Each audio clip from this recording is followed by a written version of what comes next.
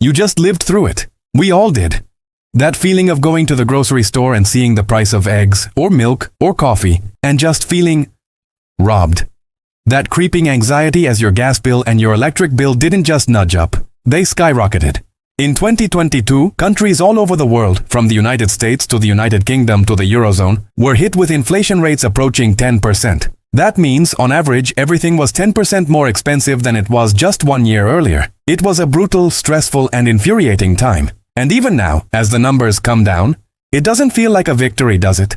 That's because, as the experts love to point out, falling inflation doesn't mean prices are dropping. It just means they're stopping their rocket ship ascent.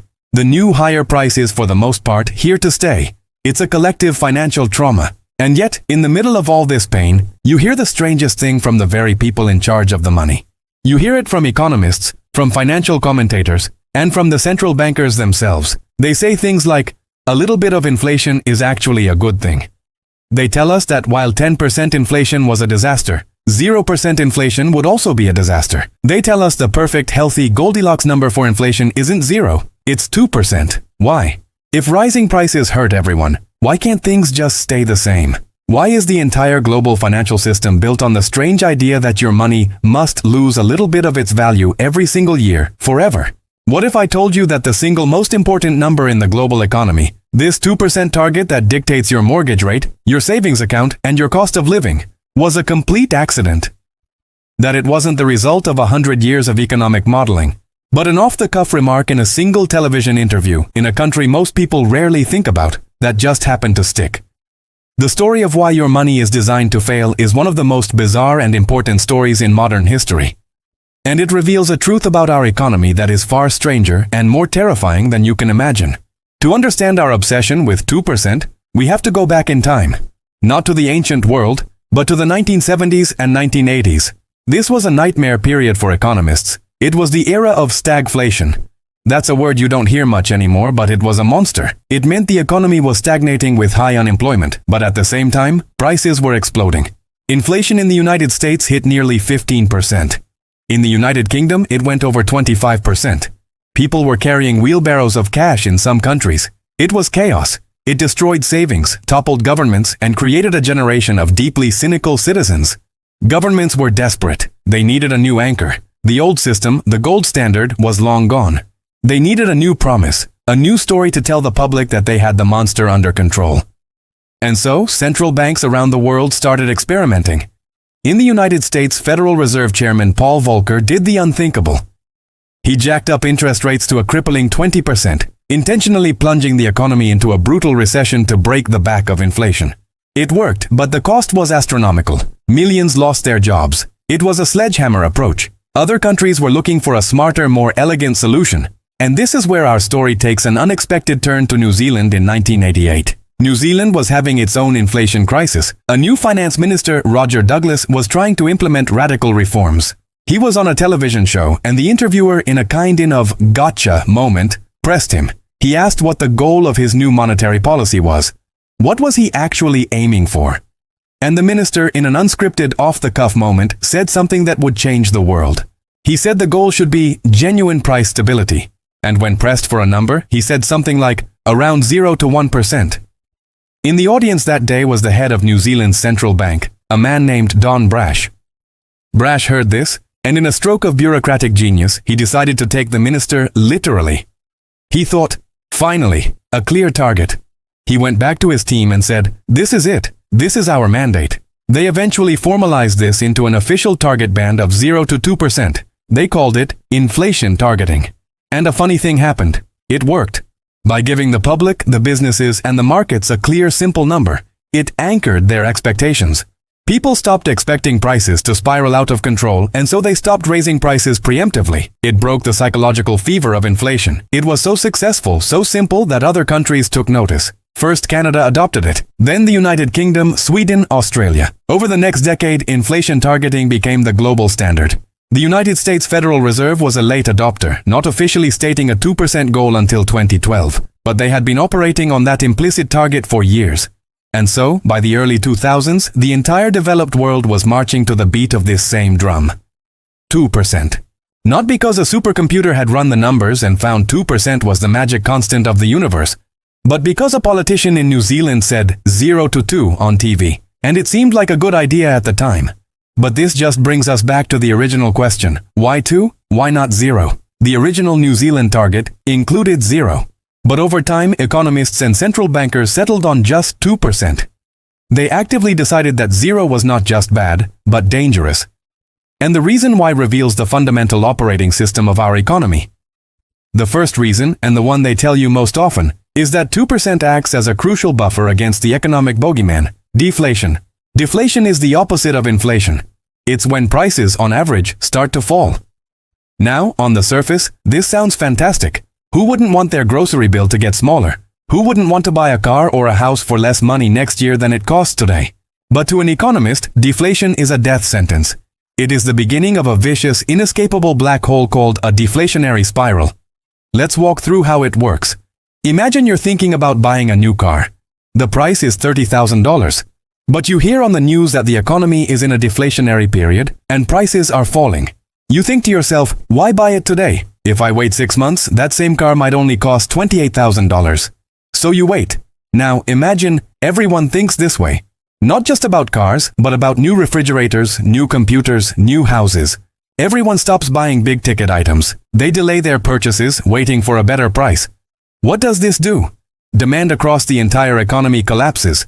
So, if you're the car company, you're not selling any cars. Your profits vanish. You have to cut costs. The first thing you do is stop giving raises. The next thing you do is start laying people off. Now you have millions of newly unemployed people. What do? They spend nothing except on absolute necessities.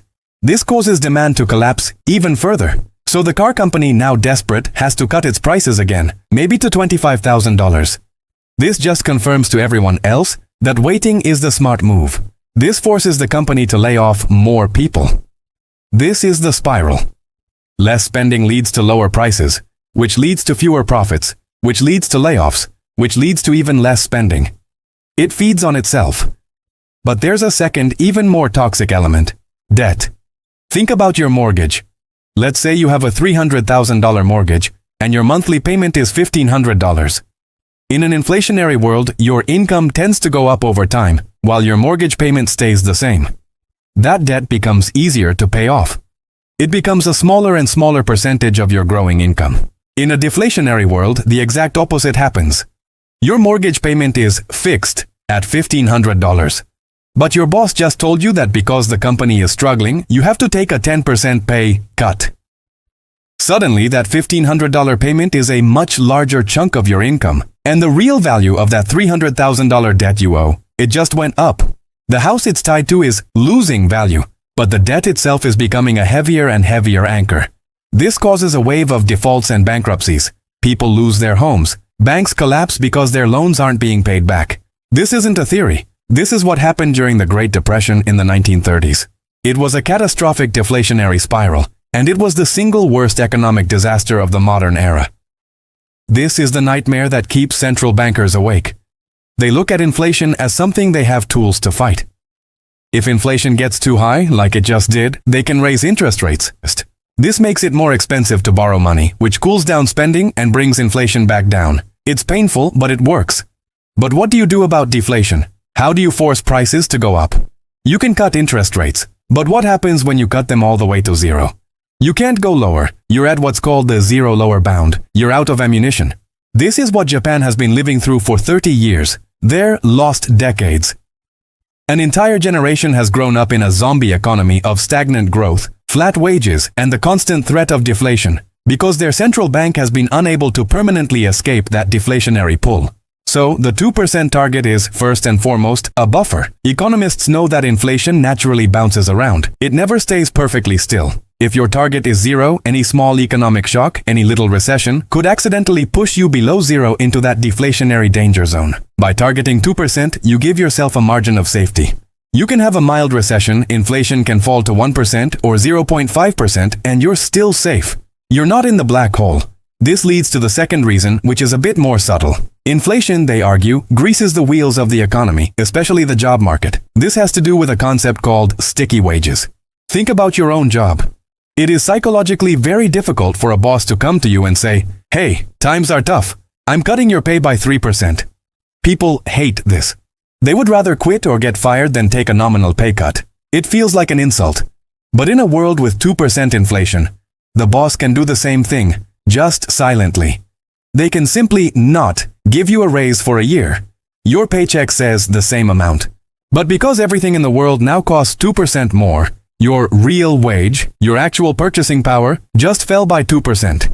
You didn't feel the sting of a pay cut, but the company successfully adjusted its labor costs. Inflation allows for these small, continuous, and less painful adjustments in real wages, which, economists argue, makes the labor market more flexible and efficient, leading to lower unemployment. So, to them, 2% is the magic number. It's high enough to stay far away from the deflationary black hole. And it's low enough to grease the wheels of the labor market without causing the kind of pain and chaos we saw in the 1970s or in 2022. It's the story of price stability. It's the story they've been telling us for 30 years. But it's not the whole story. There is another reason.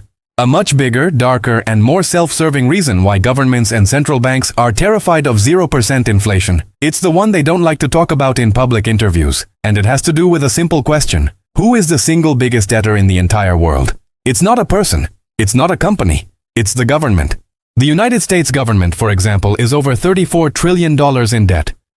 Other countries have similarly massive, eye-watering debts. Now, how do you pay back a debt that large? The honest answer is, you don't. It's impossible. You can't raise taxes enough to pay it off. You can't cut spending enough to pay it off. So what do? You do exactly what a person with a mortgage does, but on a supercharged scale. You let inflation do the dirty work for you. Inflation is a stealth tax. It is the most powerful and most hidden tool governments have for managing their unmanageable debts. Here's how it works. Let's say the government borrows $1 billion today by issuing a 30-year bond. In 30 years, they have to pay that $1 billion back. If there was 0% inflation for those 30 years, the $1 billion they pay back would have the exact same purchasing power as the $1 billion they borrowed. The debt burden would be just as heavy. But if you have just 2% inflation, compounded every year for 30 years, that $1 billion they pay back in the future is worth only about $550 million in today's money. They have, in real terms, silently defaulted on almost half of their debt. Who pays the price for this? The saver. The person who bought that bond. The person who put their money in a savings account. Anyone holding cash. Inflation is a direct and invisible transfer of wealth from savers and cash holders to debtors. And the biggest debtor of all is the government. So when a central bank, which is an arm of the government, says they are targeting 2% inflation, what they are also saying is, we are targeting a 2% reduction in the real value of your savings and a 2% reduction in the real burden of our national debt every single year. From this perspective, 0% inflation isn't just dangerous because of deflation. It is impossible because it would mean the government would have to actually pay its debts in full. It would force a day of reckoning, a choice between truly catastrophic tax hikes or massive cuts to services like a military, pensions, and healthcare. A 2% inflation target is the political release valve. It's the kick the can down the road strategy, elevated to the level of global economic policy. It's the greatest heist you've never noticed, happening in slow motion right in front of you. This also explains the pain we all felt in 2022. It's not just that prices went up, it's how they went up. This phenomenon was identified back in the 1700s by an economist named Richard Cantillon. He noticed something that our modern models forget. When new money is created, or when inflation happens, the new prices don't spread through the economy evenly like water filling a tub. Instead, the money is injected at specific points. Think of it like this. The central bank and the government decide to stimulate the economy. They create new money. Who gets that money first? The government itself. The big banks that finance the government's debt. The large corporations that get government contracts. The wealthy investors who own the assets, like stocks and real estate, that are the first to go up in value. These people and institutions get to spend this new money before the prices at the grocery store have had a chance to rise. They get the full, undiluted purchasing power. They spend it. That money then flows to their employees, to their suppliers, and so on. By the time that new money trickles all the way down to the person working a wage job or the person on a fixed income pension, what has happened? The shopkeepers, the landlords, the gas stations, they've all seen this new wave of spending coming through, and they've all raised their prices. So by the time the money gets to the end of the line, its purchasing power is already gone. This is the Cantillon effect. Inflation is not just a stealth tax, it is a mechanism that actively and systematically funnels wealth from the last people to receive the new money to the first people who receive it. When inflation is low at 2%, this effect is a slow, steady, almost invisible drag. It's why it feels like you're running on a treadmill, and even with a raise, you're not getting ahead. But when inflation hits 10%, that slow drag becomes a violent, undeniable theft. You see asset prices like housing and the stock market go wild, making the rich richer, while your grocery bill doubles and your record pay raise is completely erased. You are feeling the Cantillon effect in real time. You are at the wrong end of the hose. So, where does this leave us? We started with a simple question. Why isn't inflation zero? And the answer is a complex, multi-layered story. The public-facing story is that zero is too close to the deflationary death spiral of the Great Depression, and that a little bit of inflation greases the wheels of the economy. This is true.